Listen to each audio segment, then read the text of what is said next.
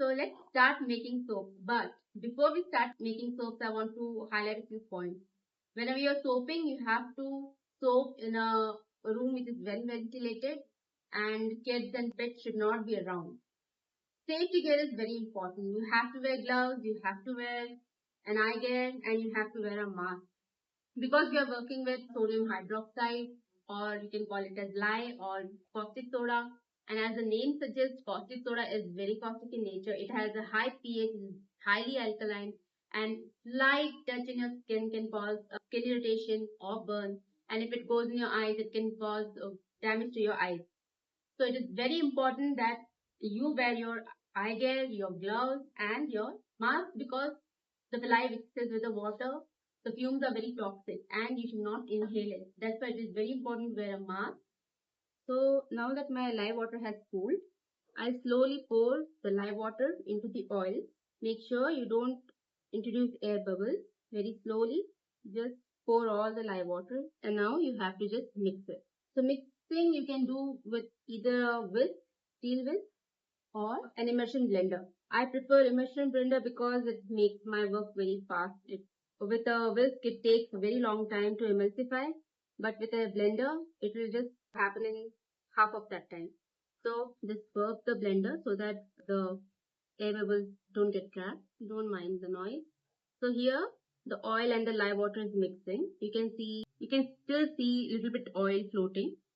So you just have to keep on blending it until it forms a uniform mixture. Here now it is getting thicker and thicker.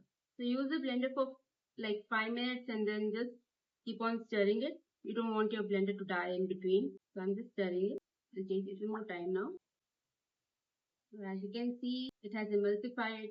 It has come to a light gray. So as you can see, it has become slight thick. Now comes the fun part. You can personalize your soap as you wish. So what I'm going to do is, I'll take out half the part. I'll add chickpea flour, that is besan, around 1 spoon, and mix this one properly. You can add activated charcoal, you can add wood ash, you can add whatever you want. You can personalize your soap.